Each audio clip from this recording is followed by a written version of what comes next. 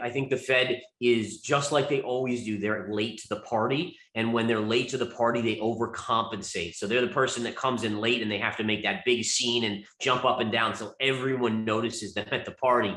And not to make light of it because it's obviously affecting the economy, but that's what they're doing. They're overcompensating. They did this in 2009 when we saw the collapse. They came out with gangbusters and printed tons of money. Now we're seeing it again on the opposite side where inflation finally reared its ugly head. And now they're trying to play catch up. And the problem with catch up is that they're going to go too far and they're going to push us into recession. So again, I think by the end of 2022 to early 2023, we're probably talking about a recession here. Veteran swing trader and technical analyst Gareth Soloway has predicted that the United States economy will slip into recession latest by early next year.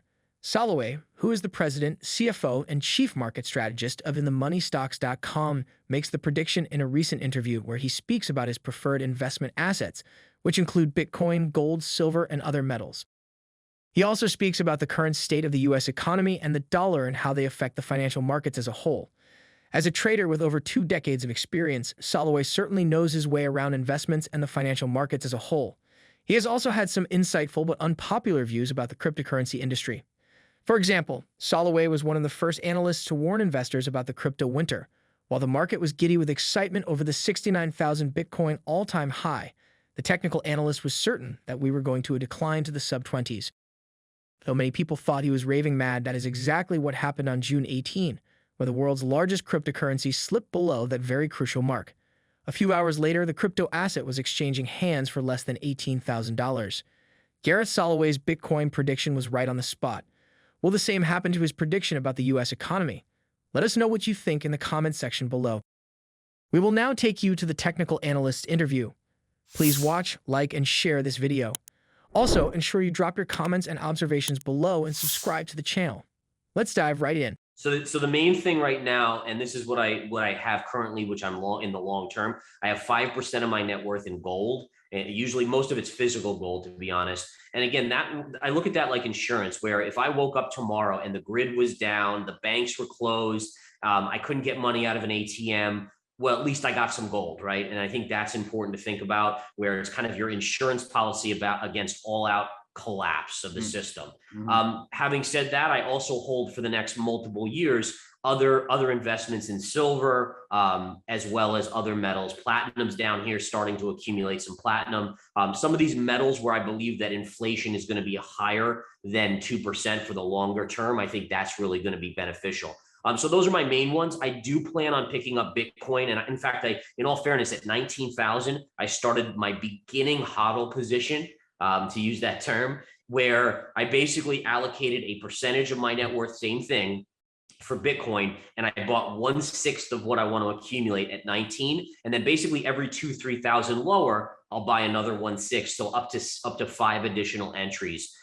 That's dollar cost averaging, safest thing to do. Doesn't guarantee a winning trade, but at least I'm not guessing at a particular low and staking the whole entire amount on that low. So I would strongly recommend people do that as investors. Never believe, and this is interesting. Let me say this.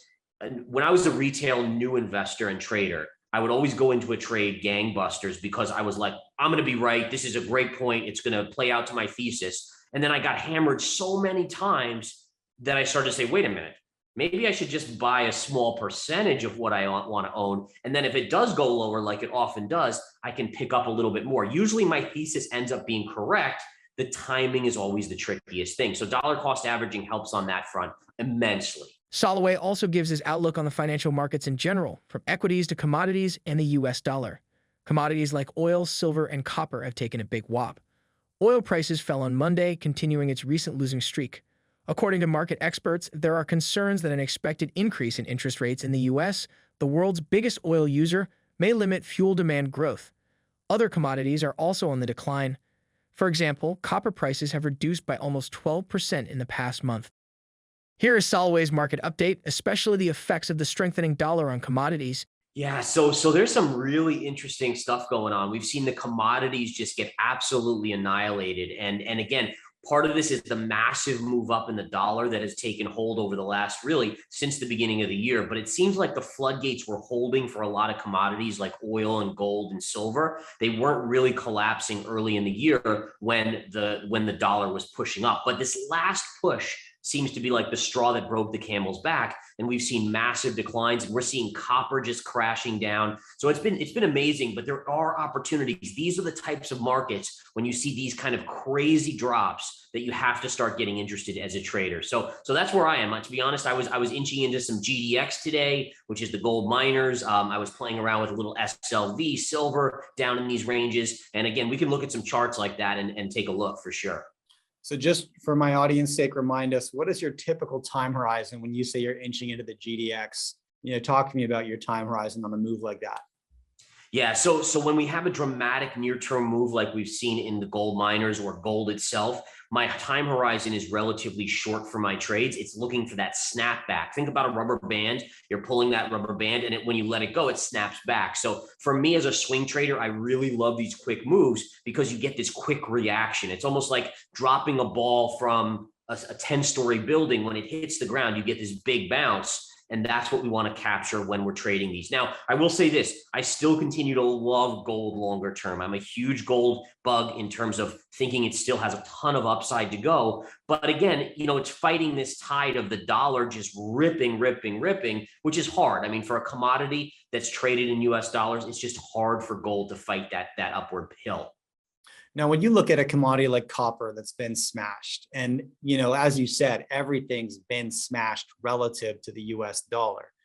So when you look at the copper price, is that more of a US dollar story, or is that more of a recession worry story? Does either one of those narratives feel more accurate? That's a great question, right? So in reality, it's both. I think that's the key, is that, when you've seen this drop in copper and gold, it's a combination. Gold is more just kind of that fear trade, that dollar strength, but copper, there's definitely a component where you have this feeling that, okay, we're now seeing the Fed continue to tighten. We're going to see a recession, maybe a global recession, and then copper is coming down. One thing I want to show you here, let me see if I can show you guys my charts, but it's almost as if the chart kind of predicted what was going to happen here. Because if you look at the trend line, and this is going back to 2006 on copper. So 2006, here was your high in 2011, and look what we were just bubbling up against in 2022 here, and then look at the collapse on copper. Now, One of the things, so copper's been one of my favorite trades here because there is just so much support down here. Look at all this support.